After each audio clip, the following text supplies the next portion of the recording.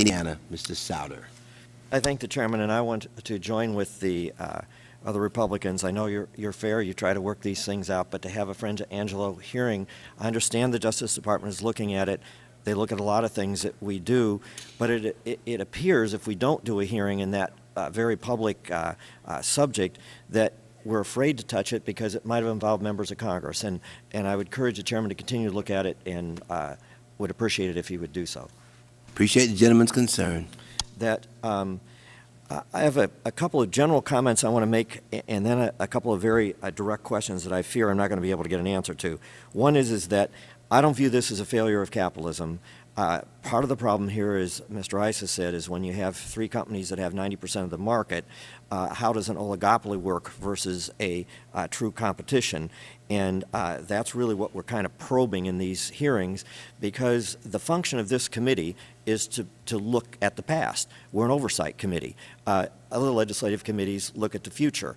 So, Mr. Cantor, when you say we've made changes, that isn't really enough right now. We have to dig in and find out what happened to see whether those changes are adequate. We had this discussion with Mark McGuire, who didn't want to be here to talk about the past, but we had to understand steroids before we could talk about what we were going to do in the future.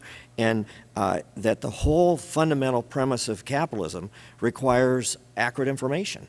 We believe capitalism can regulate itself if, in fact, ratings are accurate, information is there, and can do that. But in the failure to do that, which clearly there were whoppers of errors here, and we had 5 billionaires on a panel here. When I asked Mr. Paulson, who made the most that year, $3.7 billion, how did you make the money? How did you make that much? Because it seemed to me a lot of the evidence of the housing bubble was there. He said, I bet against all the people who were going the other direction that's how they made $1 billion that year, because they could figure out that the market was about to collapse. And why couldn't the rating agencies figure that out, which are more for the average person is likely to buy based on the rating agencies? And that suggests that very sophisticated analysts could get different information or had either access to information or understood information differently than the basic bond rating agencies. Now, Mr. Issa raised another fundamental question, and Mr. Cantor, you both gave two things that have been frustrating to this committee. One is we never seem to have the right person there to answer the question. And the second part is that in the legal question, it was said by Mr. McCleskey, I think, in his testimony, says there may be civil lawsuits here.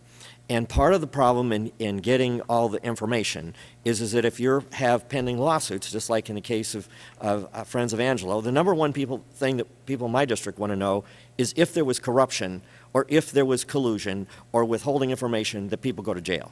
That's the number one thing. They don't want our committee to trample on that. But the chairman may have to call some people in to let them American people see that there's a refusal to answer the questions because, in fact, there's an investigation. Because my fundamental question is, in Mr. McCleskey's charge, for example, that it was 15 to 20 years that some of these agencies hadn't been reviewed for public securities of cities and towns and so on. Is that true? And have you submitted emails to suggest that you had a debate about that? You want to know what our surveillance, I can describe our surveillance practices for U.S. local and regional governments. In other words, have you submitted evidence to this committee that suggests that he was factually incorrect?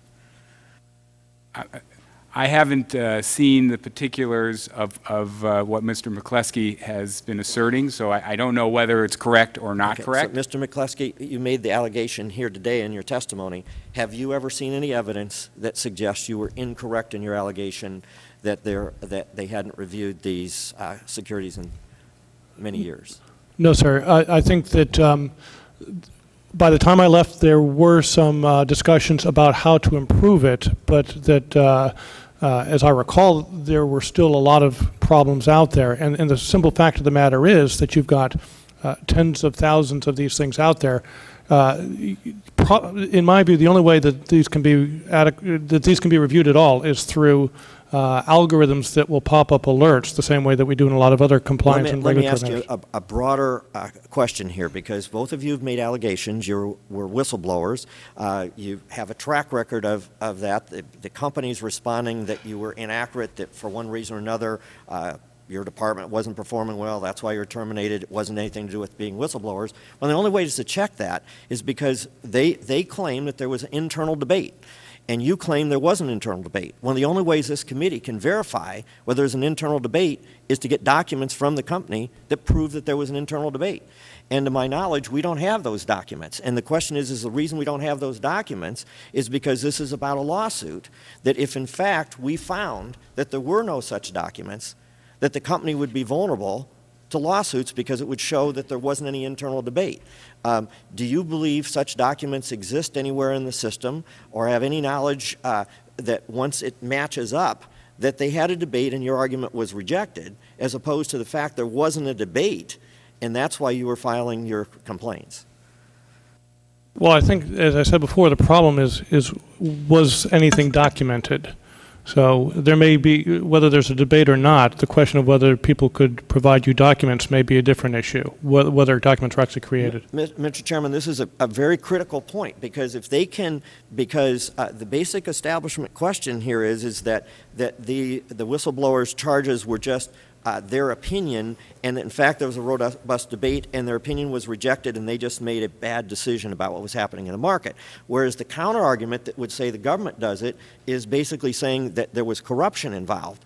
And if there's a civil lawsuit threat here, we may not get those documents. But if there is proof that they actually had an internal debate and they just made a bad decision, that would affect what we would propose legislatively.